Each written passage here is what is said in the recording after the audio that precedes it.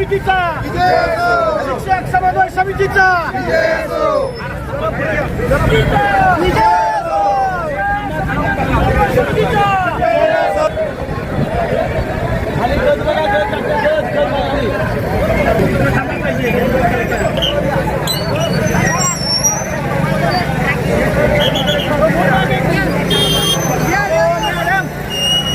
कशासाठी तुम्ही आला इकडे मला सांगा.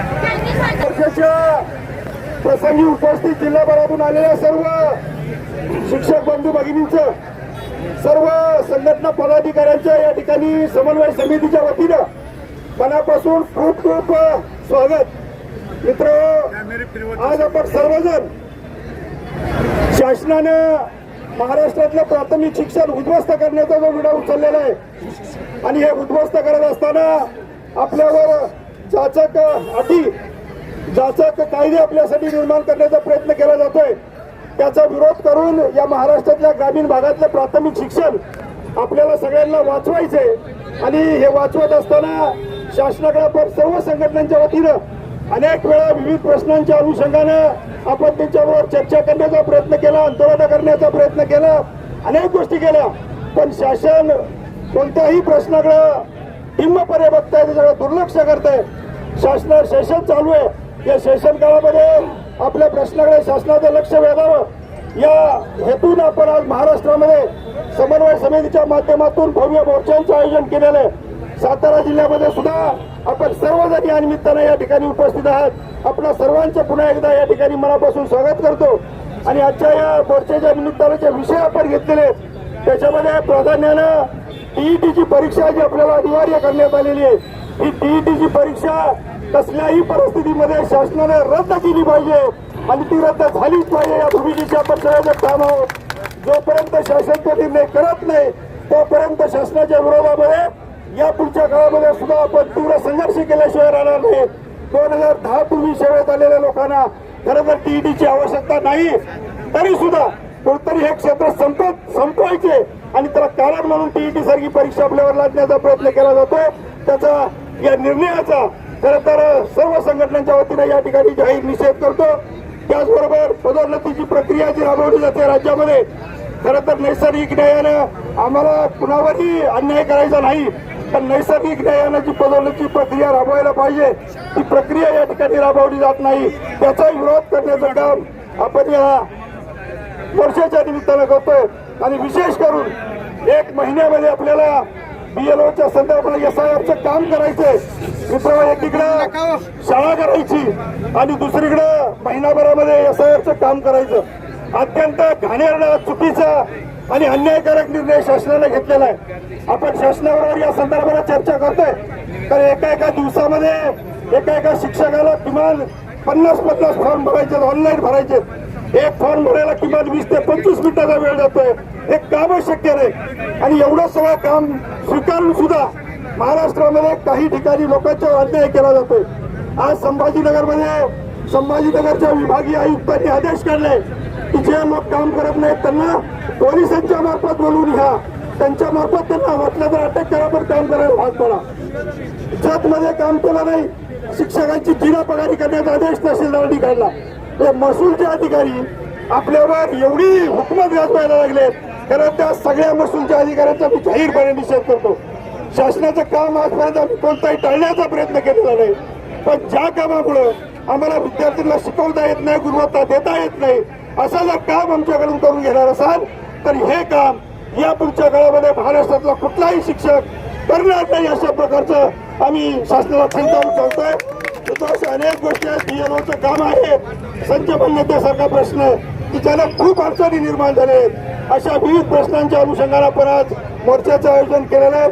मी एवढंच आपल्याला सांगेन. आणि याचबरोबर गेली अनेक वर्ष आपण ज्या प्रश्नासाठी भांडतोय की 2005 नंतर सेवेत आलेल्या आमच्या सगळ्या बांधवांना जुनी पेन्शन योजना लागू झाली पाहिजे.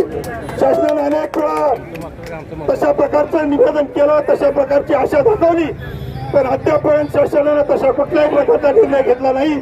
त्याला समकक्ष पेन्शन योजना जाहीर करण्याचा प्रयत्न केला, पण ही योजना आम्हाला मुळामध्ये मान्य नाही. आणि म्हणून कसल्याही परिस्थितीमध्ये जुनी पेन्शन आमच्या सर्व बांधवांना मिळाली पाहिजे, अशा प्रकारची आपली सगळ्यांची भूमिका आहे. असे अनेक प्रश्न आहेत आणि हे प्रश्न घेऊन आपण सर्वजण या ठिकाणी या मोर्चाच्या निमित्तानं आलोय. मी या ठिकाणी महाराष्ट्र राज्य समन्वय समितीच्या वतीनं आज संपूर्ण महाराष्ट्रामध्ये या राज्यातील प्राथमिक शिक्षकांचे प्रलंबित प्रश्न आणि शासनानं या राज्यातल्या शिक्षकांच्यावर होत असलेला अन्याय, अनेक त्रुटी आता उदयनराव शिंदे यांनी ज्या प्रश्नासाठी आपण आज लढा देतोय ते आपल्यासमोर निवेदन देण्यासाठी प्रश्न दिलेले आहेत. आपल्याला आपले प्रश्न सोडून घ्यायचे असतील तर या पुढचा काळ आपल्याला सर्वांना एकत्र राहावं लागेल आणि आज जिल्ह्यामध्ये त्याची सुरुवात झालेली आहे. आणि म्हणून या राज्य शासनाला या राज्यातले शिक्षकांचे प्रश्न असोत, शिक्षकांच्या होणारा अन्याय असोत, लाभलेले निर्बंध असोत, हे सर्व नाकारण्याच्या उद्देशाने आपण त्यांचा या ठिकाणी जाहीर निषेध करतोय. आणि यापुढं शासनाचे जे धोरणं अन्यायकारक असतील त्याला आपला सर्व शिक्षकांचा ठामपणे विरोध असणार आहे. आणि म्हणून 10 पटाच्या शाळा असतील, आपले जुनी पेन्शन योजनेतील शिक्षकांच्यावर होणारा अन्याय असेल, SIRचं कामाच्या संदर्भानं BLO या संदर्भात कालच एक GR काढलेला आहे की कोर्टातून सुद्धा सांगितले की काम देऊ नये शिक्षकांना, तरी सुद्धा कोर्टातल्या एका वळीचा आधार घेऊन त्यांनी हे काम सकाळी शाळा करायच्या आणि दुपारी हे काम करायचं, याही आदेशाला आपला कडाडून विरोध असणार. आणि असे अनेक संघर्ष, अनेक प्रश्न, शिक्षकावर होणारे अन्याय याला वाचा फोडण्यासाठी TET सारखा प्रश्न या राज्यातील शिक्षकांच्यावर खूप मोठा हानिकारक आहे. अनेक शिक्षकांना ही TET परीक्षा देता येणार नाही आणि ही या राज्यामध्ये, देशामध्ये TET सारखा काळा कायदा आणला, याला पूर्णपणे आपल्या सर्वांचा विरोध असणार आहे. मी आपल्या सर्वांच्या वतीनं पुन्हा एकदा सांगतो, TET या राज्यामध्ये बंद झालीच पाहिजे आणि जोपर्यंत ती होणार नाही तोपर्यंत आपला हा लढा असाच राज्यभर चालू राहील. या TETच्या प्रश्नाच्या अनुषंगानं आताच विधान परिषदेचे नूतन सदस्य आपले दर्शिलक कदम यांना सुद्धा समन्वय समितीनं परवा निवेदन दिलेलं होतं. आणि आनंदाची बातमी की दर्शील दादांनी हा प्रश्न विधान परिषदेमध्ये मांडला आणि या TETतून या राज्यातील शिक्षकांना सोडवण्यासाठी निश्चितपणे शिक्षण मंत्र्यांनी कबूल केलेलं आहे.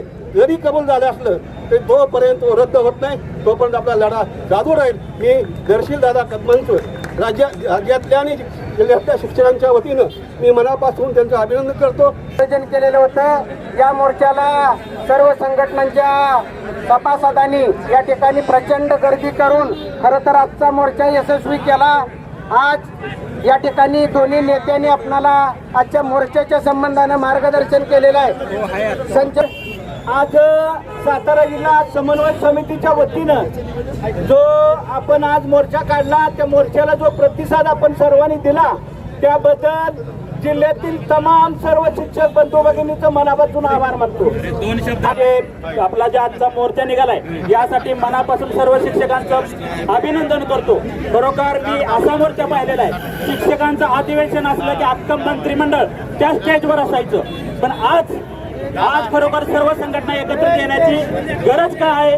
कारण खरोखर मंत्र्यांचा आवाज, मंत्र्यांना जाग आणण्यासाठी सर्व संघटना एकत्रित येणं अतिशय गरजेचं आहे आणि त्यामुळे या सर्व संघटना एकत्रित आल्या त्याबद्दल सर्वांचं मनापासून अभिनंदन करतो. विशेष करून या सर्व गोष्टीला मूळ आधार देणारे आपले सर्व पत्रकार मित्र आहेत, पत्रकार बंधू, आमचा खरा प्रश्न जो आहे तो या ठिकाणी शिक्षकांच्यावरती होत असलेले अन्याय आणि ते अन्याय कसे दूर होतील यासाठी मी पत्रकार बंधूंना मोठ्या प्रमाणात आवाज उठवण्याची विनंती करतो.